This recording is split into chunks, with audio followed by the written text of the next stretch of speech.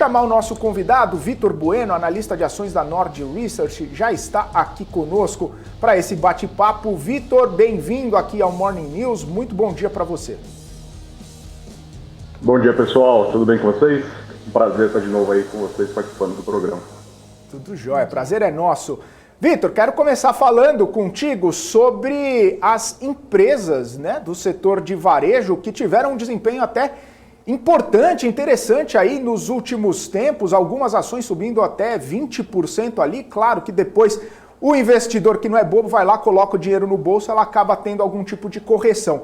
Mas eu queria saber como que você está vendo esse movimento, né? Principalmente depois da semana passada o Banco Central ter sinalizado ali o fim do ciclo do aperto monetário. Como que isso acaba impactando as ações do setor de varejo? Como que isso acaba trazendo mais otimismo para os investidores do setor? Como que você está vendo essa movimentação toda do setor dos últimos tempos? Bom, acho que começando a falar primeiro pelas ações, né, a gente já está vendo aí as principais empresas da nossa bolsa aí do varejo sofrendo muito, né, Magazine Luiza, que talvez seja o maior case de sucesso aí da Bolsa de Valores nos últimos anos, vem sofrendo muito, né, com desvalorização das suas ações, a Via também, Americanas, enfim, outras empresas de outros segmentos do varejo vêm sendo bastante impactadas aí pelo cenário macro atual, né, que é muito desfavorável para as empresas do varejo. A gente tem aí um varejo muito pressionado, as margens das empresas estão sendo muito pressionadas pelo cenário aí inflacionário, né? A gente tem inflação aí muito alta, a gente tem também, por consequência, uma alta dos juros que impacta diretamente no consumo da população e, consequentemente, impactando aí as receitas e as margens das empresas aí do varejo. E também tem o fator ali da alta dos juros impactando as ações em si, né? Ao mesmo tempo que impacta os fundamentos dessas empresas, também impacta as ações, né? Porque a gente sabe que as principais planilhas, né, de valuation dos analistas de grandes instituições são feitas ali por projeções de resultados no futuro, e isso é trazido ao valor presente descontado de uma taxa, né? E essa taxa de desconto ela acaba sendo elevada quando a gente tem uma alta da taxa de juros, e por isso a gente tem uma redução ali dos preços justos, né, das principais ações, aí, dos principais ativos da nossa Bolsa de Valores, e por isso que a gente está vendo aí um impacto também muito forte aí para as ações, não só do varejo, mas as principais empresas aí que são impactadas negativamente com esse momento inflacionário muito alto, e também com alta de juros aí também impactando bastante. Uhum. A gente vai ter ao longo da semana aí resultados, né? Magazine Luiza, Marisa, Via, Grupo Soma. Qual que é a perspectiva aí desses resultados, né? Diante desse dado que saiu aí do IBGE, né? Mostrando que o setor de varejo cresceu 0,1%, abaixo até das estimativas de mercado, com um crescimento de 1%. Eu acredito que a gente vai ter ali nos resultados do segundo trimestre resultados muito parecidos, né? Principalmente falando dessas grandes varejistas, né? Magazine Luiza, Via, enfim, a gente vai ter resultados muito parecidos com o que a gente viu no primeiro trimestre, né?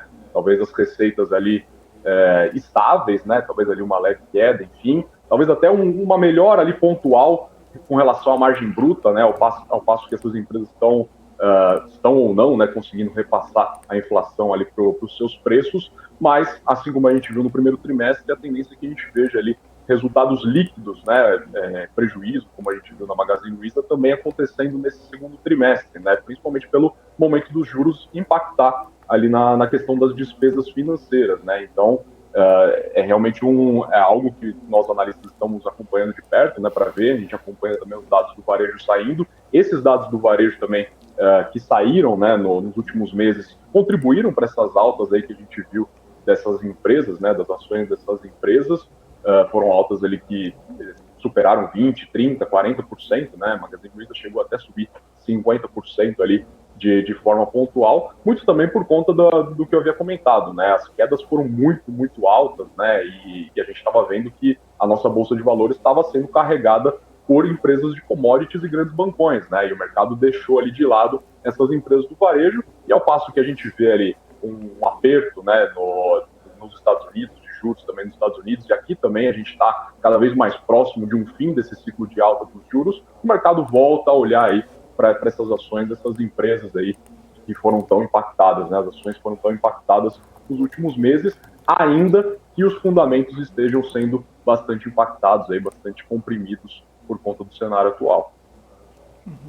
Ô Vitor, nesse cenário, né, você comentou aí sobre os fundamentos da empresa e falou até sobre as receitas, né? A gente viu as empresas varejistas tendo um bom desempenho até lá na pandemia, quando elas tinham toda aquela situação lá do e-commerce, né, o desenvolvimento do e-commerce, muitas vendas, as pessoas em casa precisando renovar algumas coisas, e aí depois teve todo esse impacto, né? Eu estava dando uma olhada até mesmo aqui nos múltiplos, né? Se a gente pega a própria Magazine Luiza que você comentou, tá com um preço sobre lucro ali de mais de 100, né? Isso acaba atrapalhando também a forma do investidor analisar, porque se ele começa a fazer projeções, né, de lucro, de retorno, das receitas, começa a colocar tudo isso na análise, ele dá um passo para trás e fala, pô, vamos repensar melhor essa questão aí, até reprecificar as ações, que é o caso que aconteceu. Eu queria que você explicasse um pouquinho melhor como que o investidor pode acompanhar esses resultados, olhando as linhas das receitas, olhando as linhas dos lucros, o que pode chamar atenção, o que colocar nessa conta, para ver se realmente o case como fundamento vale a pena ou se de repente é um mau momento que a empresa está passando. Como que faz, né, essa análise? Como que o investidor pode ficar atento a esses resultados que vão ser divulgados para tomar uma boa decisão, principalmente depois de uma queda tão acentuada, né? Tem gente que fala assim, caiu, não vai cair mais, já caiu tudo que tinha que cair. Mas talvez não seja assim. Como que faz, né, essa avaliação, Vitor? Os famosos caçadores de fundo, né? Comprou ação, espera que nunca mais essa ação vai cair, né? Eu acho que essas empresas, né, principalmente falando de Magazine Luiza que a gente estava comentando, né, e durante a pandemia tiveram ali seu varejo físico totalmente impactado, né? As lojas acabaram sendo fechadas ali por um longo período de tempo. Tiveram ali no e-commerce uma grande válvula de escape, né? Só que eram empresas que já vinham se preparando, não para esse momento, né? Porque ninguém imaginava que a gente passaria por uma pandemia, né? Por um lockdown, enfim, mas elas já estavam se preparando para uma nova realidade, né?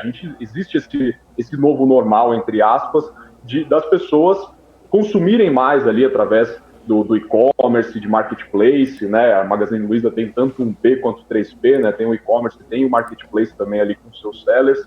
Então essas empresas americanas também estão fazendo algo similar à Magazine Luiza. Outras empresas também estão investindo pesado, lojas Renner investindo pesado também na questão do digital, empresas de outros segmentos, como Vivara, como Pets, enfim, são empresas que estão vendo muito valor nisso, né? Não só para sobreviver a momentos delicados como esse que a gente passou da pandemia e até o momento que a gente vive hoje, mas também pensando ali no presente e no futuro, onde a realidade é diferente, né? Agora, quando a gente olha para os investidores, né, o que eles devem olhar nesse momento, né? Eu acho que não só nesse momento, mas na jornada de investimentos, né? É analisar o cenário atual, né, dessas empresas. A Magazine Luiza mesmo, que hoje está negociando a cerca de 100 vezes lucro, durante a pandemia ali, do momento ali pós-pandemia, estava sendo negociada a 500 vezes lucro, né? Então, depois dessas quedas aí fortes que a gente vem acompanhando, é que as ações já estão voltando ali para múltiplos menores, né? Porém, ainda assim, bastante esticados, né? Então, os investidores, eles estão sendo mais seletivos nesse momento, né? O pós-pandemia ainda era aquele momento onde a Bolsa de Valores estava naquele boom ali de crescimento, muitos investidores ali entrando, não sabendo muito bem aonde alocar, né, os seus recursos e acabando investindo em empresas que eles conheciam, empresas que já eram cases de sucesso ali há muitos meses, há muitos anos, enfim, e acabaram investindo ali em Magazine Luiza e outras empresas que tinham múltiplos mais esticados mesmo, né? A gente vê que o histórico do varejo é apresentar realmente números mais altos do que a média do mercado. A gente vê empresas ali, entre aspas, baratas, né, ou mais baratas do que uma Magazine Luiza, né, como, por exemplo, lojas Renner, Centauro, enfim, negociando a múltiplos de 20 vezes lucro, né, 30 vezes lucro. Então você tem esse histórico histórico, aí você tem um padrão ali de múltiplos um pouco mais altos, né? Mas o que o investidor ele tem que olhar, né? Ele tem que saber que a relação de, principalmente falando de preço-lucro, né? Preço dividido pelo lucro, são dois fatores, né? Tanto o preço, né? O múltiplo ele pode ser comprimido por uma queda do preço ou por um aumento do lucro, né? E quando a gente olha para a Magazine Luiza, isso aqui não é nenhum tipo de recomendação de compra, né? A gente vê que ela mantém ali um PL alto, né? Muito por conta do lucro ter sido muito comprimido aí nesses últimos 12 meses, né? Quando a gente faz o cálculo do múltiplo, a gente utiliza ali o histórico de 12 meses aí que ela vem apresentando esses resultados, né? 4 trimestres. Então foram 4 trimestres muito complicados para ela, onde ela teve uma compressão ali da sua margem líquida, né? E por isso ela está apresentando aí números inferiores àquilo que ela vinha apresentando em 2019, que foi um ano normal, né? Digamos assim, pré-pandemia, quando ela tinha uma margem líquida ali de cerca de 2%. Então, se a gente começar a pensar ali em a empresa começando a retomar essas margens, né? Não nesse momento exatamente, porque o cenário ainda é muito delicado, mas a gente pode pensar aí no múltiplo de Magazine Luiza e de outras empresas acabar sendo comprimido, não por quedas de ações, mas sim por elevações ali dos seus lucros, ao passo que eles vão recuperando ali essas margens, né? Então, eu acho que é muito importante não analisar somente o PL, né? Porque existem muitas empresas, a gente tem basicamente duas formas de análise, né, famosas aí no mercado financeiro mundial, né, que é o Value Investing e o Growth Investing, né, investimentos em valor, onde normalmente a gente compra empresas que possuem bons fundamentos, mas que são negociados ali por múltiplos mais baixos, e a gente tem o Growth Investing, que são empresas que têm bons fundamentos também, mas que têm melhores perspectivas de crescimento. E essas empresas, normalmente, elas têm múltiplos mais altos mesmo, né? É um padrão que a gente vê também dentro da análise do Growth Investing, né? Porque o mercado já começa a precificar os resultados que ela vai dar lá no futuro, né? Então, eu acho que a gente não pode somente olhar o múltiplo em si, né? O PL em si, até porque o cenário atual é muito delicado para o L, né? Para o fator L, fator lucro aí de muitas empresas, que muitas estão sendo beneficiadas, né? Empresas de commodities estão tendo ali lucros muito altos e, consequentemente, estão negociando a múltiplos muito baixos, né? PLs de 2 vezes lucros, 3 vezes lucros, 5 vezes lucros, o que é muito interessante, mas à medida que a gente vai retomando para a normalidade, esses PLs eles vão aumentando ao passo que o lucro ele vai sendo reduzido ali, vai voltando, né, para a normalidade que a empresa já vinha apresentando, né? Então, eu acho que a gente tem que olhar com bastante cautela, né? Não achar que todo PL baixo a empresa está barata e não achar que todo PL alto a empresa está cara, né? Ver casos e casos, ver o setor, ver a expectativa com relação ao setor, expectativa também com relação à empresa, né, em si, né? O que essa empresa está fazendo para, enfim, conseguir atravessar esse momento e também entregar crescimento ali para os seus acionistas no longo prazo. Eu acho que isso é o principal, né? Não olhar somente um fator, mas um conjunto de fatores, e aí sim vai tomar uma boa decisão. Ô Vitor, diante dessas marcas do varejo, vimos ali do mercado de luxo, Arezzo, BNV, né, do Grupo Soma, ter bons resultados, até surpreendentes, né, principalmente em tempos de crise, inflação alta. Como é que você analisa esse perfil, né, dessas empresas aí do mercado de luxo? Eu acho que é muito importante que a gente separe, né, os segmentos dentro do varejo, né, porque quando a gente fala de varejo, a gente não está falando só de Magazine Luiza, a gente não está falando só de Via Varejo, a gente não está falando só de Americanas, a gente está falando de um conjunto ali de empresas, né, Lojas Renner, a própria Arezzo também, que vem performando muito bem, falando mais do varejo de luxo, né, Arezzo, Vivara também, que trabalha no mercado de joias, são segmentos que acabam sendo menos sensíveis, né? O setor como um todo ele é mais sensível, né, do que a média do mercado, mas existem segmentos ali que eles acabam sendo mais resilientes, né? E também tem muito do que essas empresas vêm fazendo para conseguir mostrar essa resiliência e continuar entregando bons resultados no curto, no médio e no longo prazo, né? Então, a Arezzo, por exemplo, é uma empresa que é líder no setor de calçados, bolsas e acessórios com 30% de market share. Uma empresa que tem 20 marcas, que fez aquisição recente da Reserva, da BAL, enfim, está crescendo tanto organicamente quanto inorganicamente, né? Uma empresa que vem fazendo diferente do restante do mercado, né? Que vem também expandindo seus negócios, vem diversificando, entrando em vestuário masculino, entrando em vestuário feminino, enfim. Então, é uma empresa que ela está mostrando diferenciais que comprovam o seu valor, e por isso que ela está trazendo bons resultados, e por isso que as ações estão acompanhando também esses resultados, né? Porque a gente está vendo aí uma distorção muito grande, né? Uma disfuncionalidade do mercado muito grande em saber precificar os ativos da maneira mais adequada, né? Então a gente está vendo muitas empresas com lucro lá em cima e ação lá embaixo. Só que tem algumas ali no meio, né? Como por exemplo o caso da Arezzo, que as ações até que estão acompanhando ali quase que lado a lado os resultados da empresa, né? Porque ela já tem um histórico muito eficiente, um histórico muito positivo ali de resultados que trazem essa confiança, segurança para os seus investidores. Assim como a Vivara, né? A Vivara também ela está apresentando bastante crescimento, está sendo beneficiada não somente ali pelo crescimento do seu core business, né? Que é o ouro, né? Mas ela tem também a marca Life, que é uma porta de entrada para novos clientes e para fidelizar os clientes dentro da empresa. Então, ela está conseguindo superar esse momento, está conseguindo entregar ali crescimento e oferecendo ali uma diversidade maior ali de produtos ali para os seus clientes, e isso traz, sim, muita resiliência aí para a empresa no presente. Então, na hora de analisar as empresas, seria importante olhar não só se a empresa tem bons números, saudáveis ali também, mas a participação dela no segmento, como você falou, a própria Arezzo tendo um market cap ali bastante amplo. Se a gente pensar também, de repente, em pets, né, Vitor, que está num segmento ali bastante saudável, bastante resiliente, com crescimento, com aquisições, empresas que têm essa possibilidade de crescer inorganicamente. Então, todas essas composições, né, todas essas caixinhas aí precisam ser ticadas antes de olhar para alguma empresa, olhar para alguma oportunidade.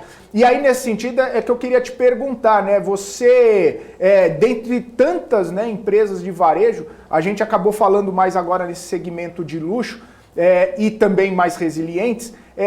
Como que você está avaliando esse setor assim em termos de oportunidades? Se as empresas, né, já estão em linha, ou se as ações estão desempenhando em linha ali com os resultados, com as apresentações ali que a empresa está entregando, elas também podem parecer uma oportunidade, elas também podem representar ali uma oportunidade para o investidor, ou nesse cenário, mesmo com tudo isso que você comentou, é bom ter um pouco de cautela também? Eu acho que vamos separar por partes, né? Eu acho que a gente tem que ter, sim, cautela com relação a algumas empresas, né? Porque eu acho que, principalmente os investidores que estão chegando agora, eles olham por um gráfico de uma ação, de uma empresa aí que é muito famosa, que está na boca do povo, que está na boca de influenciadores, enfim, de analistas, e vê ali o gráfico mostrando ali uma queda de 80%, de 85%, 90%, como chegou a ser o caso da própria Magalu, e já acredita ser uma grande oportunidade, né? Óbvio que é um melhor preço do que era quando a ação negociava ali a R$25, mas mesmo assim tem que ter cautela para saber se realmente é uma oportunidade, né? Quando a gente estava falando sobre os múltiplos, né?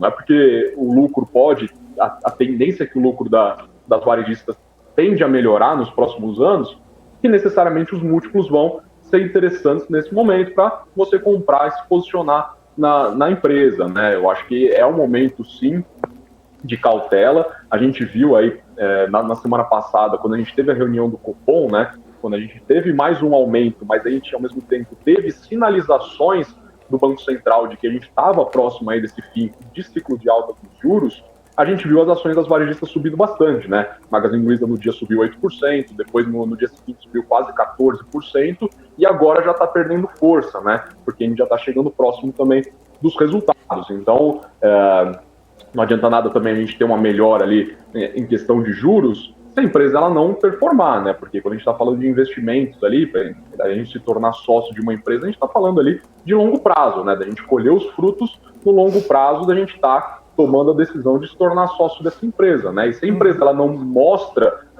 visibilidade de crescimento, visibilidade de resiliência no longo prazo, dificilmente a gente vai ter confiança nela só porque a ação caiu, né? Então, eu acho que existe precisa que ter essa cautela, né? Que o investidor tem essa cautela de saber identificar o que é oportunidade e não acreditar que toda queda de uma ação, necessariamente ela vai ser uma oportunidade. E quando você estava falando sobre resiliência e oportunidades, né? Eu acho que a Petz, para mim, é uma das grandes oportunidades que a gente tem dentro do setor, e é um caso de uma empresa que negocia a múltiplos mais altos, né? Porém, aquilo que eu estava falando, né? Assim como o Vivara, assim como a Arezzo, existe uma resiliência muito grande, não só da empresa, não só do que a empresa vem fazendo, né? Mas também do setor, né? Do segmento PET, né, que é um segmento muito resiliente porque ele se beneficia de uma mudança de comportamento de uma parte muito relevante da população, né, não só brasileira como mundial, né, de humanização dos pets, e a gente vê as famílias postergando cada vez mais os planos de ter filhos, né, então a gente tem ali o pet como um membro da família de grande parte das famílias, né, ou de pelo menos uma parte relevante aí das famílias aqui no nosso país, e a Petz ela vem fazendo jus aí dentro desse segmento, né, vem apresentando um crescimento aí muito acelerado. A gente vai ter os resultados da Petz também essa semana, a expectativa é muito positiva, porque a Petz ela tem um plano de crescimento muito claro, né, de expansão do número de suas lojas, né, ela tem lojas aí espalhadas aí por 22 estados do país, e em 2 ou 3 anos ela vai ter em todos os estados brasileiros. Ela tem uma presença muito forte no digital também, com uma penetração digital de mais de 30%, e ela também está crescendo muito em aquisições, né? Ela fez a aquisição da Z-Dog no ano passado, fez a aquisição da Petix no começo desse ano também, então ela vai entrando, da Cansei de Ser Gato também, então ela vai entrando em outros nichos dentro do próprio segmento pet, e ela vai expandindo ali o seu ecossistema. E quando você tem um ecossistema completo de serviços e de produtos para os seus clientes, né, você vai trazendo ainda mais resiliência. Você já tem uma resiliência muito grande do segmento pet em si. Quando você é uma empresa ainda que tem bons fundamentos e apresenta uma visibilidade muito grande de crescimento, né, com o ecossistema que está sendo criado, cara, melhor ainda, né? É mais um fator ali, talvez é o principal fator positivo que vai trazer confiança para o investidor do presente. Então a Petz ali, ela tem sim muito potencial aí de crescer no longo prazo. Ela tem 7% de market share ainda, né, dentro de um mercado que ainda é muito pulverizado. Se a gente for considerar ela e mais as duas principais concorrentes, né, que é a Cobasi e a Petlove, a gente está falando de 3 empresas que possuem uma participação de 15% no mercado. Então 85% está na mão de pequenos e médios pet shops, né? Então existe um mercado muito pulverizado, um mercado muito grande ainda para ser dominado ali, para ser consolidado por essas empresas, né? Então elas não precisam ficar se canibalizando, né? Elas não precisam ficar tomando share uma das outras, né? Elas acabam tomando share dessas pequenas empresas, né? Dos pequenos pet shops, aí, pequenos varejistas, pequenos veterinários, né? A própria Petz também vai trazer aí novidades nesses próximos resultados. Possivelmente a gente vai ter planos de saúde também para animais de estimação e num estilo verticalizado também, né? Porque a Petz tem hospitais e laboratórios dentro da sua rede, né, com as Ceres. Então você vai vendo que ela vai formando uma fortaleza muito grande, né, para continuar avançando dentro desse setor, dentro desse segmento, que ainda é muito fragmentado e que existe aí uma grande via de consolidação, ao passo que mercados de pets, né, no mundo, né, mais desenvolvidos, como Estados Unidos e Reino Unido, as empresas que consolidam o mercado têm um market share ali de pelo menos 30%. Então, existe aí uma visibilidade de crescimento muito, muito grande, ao passo que ela vem já mostrando, né, já vem entregando crescimento, mas a visibilidade é muito grande também no longo prazo com esse ecossistema todo que ela vem construindo.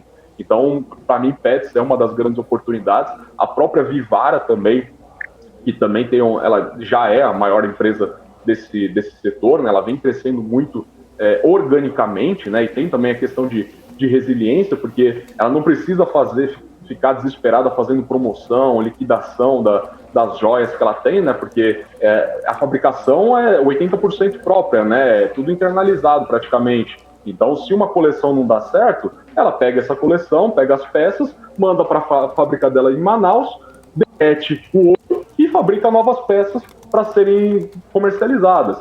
Então, Então, uma empresa que ela tem uma tendência de continuar mostrando bons resultados, não tem compressões ali de margens, enfim, quedas bruscas, né, de resultados, como a gente vê, por exemplo, no próprio Magalu, né? O Magalu, o que a gente viu na pandemia, né? Ao mesmo tempo que o Magalu teve uma performance melhor, né, por conta do digital, também tiveram decisões equivocadas, né? Porque a empresa acreditava que logo em seguida da pandemia, em 2021, a gente teria um boom, né, uma recuperação muito acelerada, e ela fez uma compra ali, uma gestão de estoque equivocada, uma compra de estoque muito maior do que deveria ter sido feita, né, e acabou não vendendo esse estoque e precisou fazer uma série de liquidações e promoções, né.